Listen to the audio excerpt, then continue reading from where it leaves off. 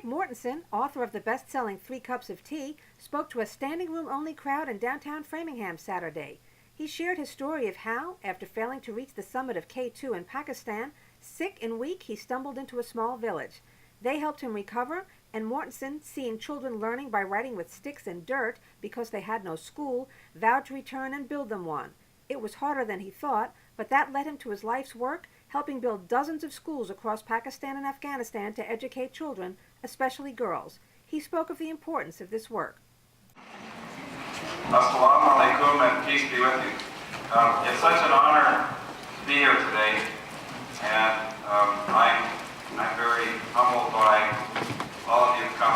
Some people have came here from, I think, Los Angeles and Maine and all over the place, and so I will try and do my best to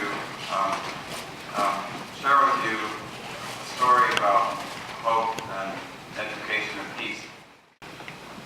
In Africa, there's a proverb, and if you can remember one thing today, remember this beautiful African proverb. It says, if you educate a boy, you educate an individual. But if we educate a girl, we educate a community.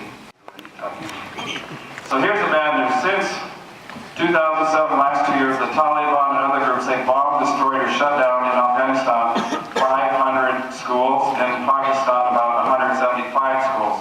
But nearly all those schools are girls' schools. So why does a group of men want to bomb a girls' school and not a boys' school?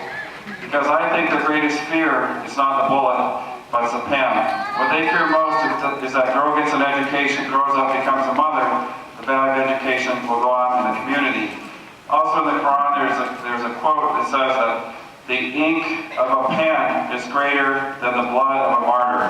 The ink of a pen, meaning the pen is more powerful than the sword. This young woman, her name is Aziza. Aziza is from the tribal areas, Northwest Frontier Province. She's the first young woman out of 4,000 people to get an education. It was very difficult. When she first went to school, the boys threw stones at her. When she got to high school, the teachers refused to teach her because she was female, but she graduated. And before she started working in her valley, 5 to 20 women died of childbirth every single year. There's no doctor, no medicine, no clinic in her valley.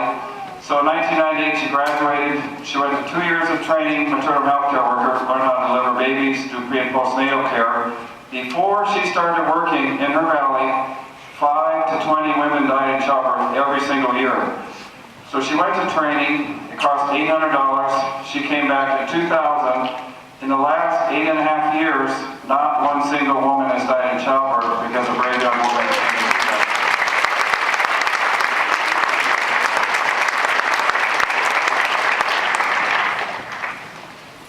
I also get a lot of emails and letters from people in the U.S. military, and I'm also with the Pakistan military in Afghanistan, and they pretty much say, all without exception, without education, nothing will change. General Petraeus read 3 Cups of Tea last year. He sent me an email last summer, and he's our CENTCOM commander. And in his email, he said, here are 3 bullet points. He's a military general, so he sent you bullet points. This is what I learned from 3 Cups of Tea. Number 1, we need to build relationships. Number 2, we need to listen. And number 3, we need to have respect, meaning that respect for the people of Afghanistan and Pakistan, and also respect, the people of the U.S. And this is also the Pentagon now. 3 Cups of Tea is required reading for all officers of the Pentagon going to counterintelligence.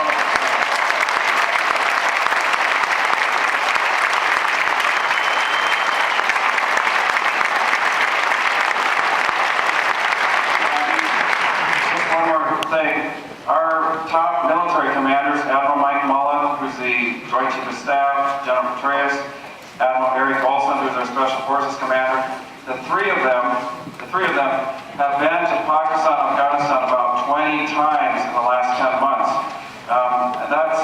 They have been talking to people, listening to people. On the other hand, our government is lagging a lot behind, and I think, I'm not trying to say there's, they'll say too, there's no military solution, but they are going over, listening, learning, drinking tea, and that really, I think, is the key. This is Colonel Kalenda He's in the U.S. military. He's just like any of us. He grew up on a farm in Nebraska, and he has 4 kids. He's also serving the military. He's a history major. He sent me an email last year. We've been in touch ever since then.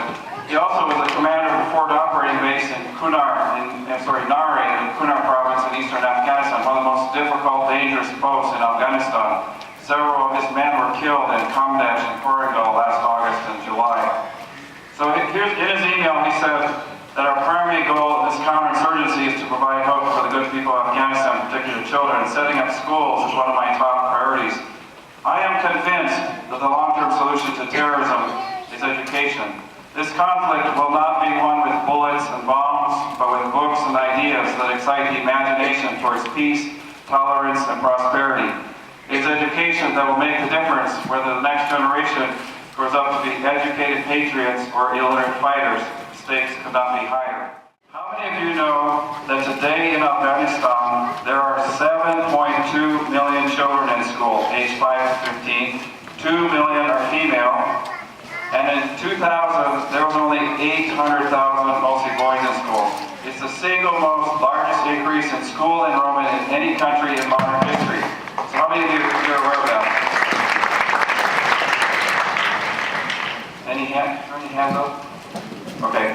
In the last year, I've talked about 350,000 people. I've asked this question, and only about 50 hands have come up. Now, don't you think that's good news? Yeah.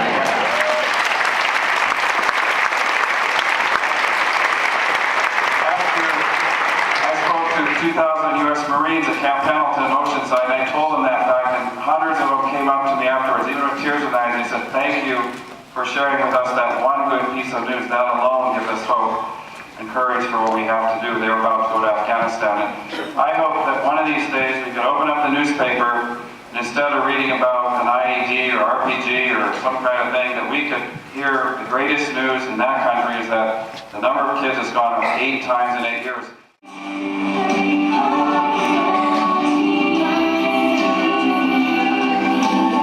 But if you really take the time to learn about each other and your lives, you have their cup of tea.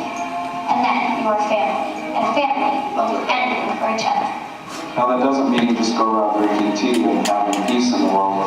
What it means is we have to build relationships. You know, fighting terrorism, or people who promote terrorism, that's really based in fear. But promoting peace is based in hope. And the real enemy, I think, whether it's in America or Afghanistan or in Africa, the real enemy is ignorance, and it's ignorance that breeds hatred.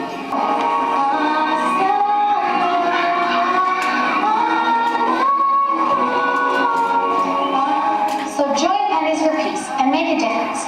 Encourage peace 1 penny at a time.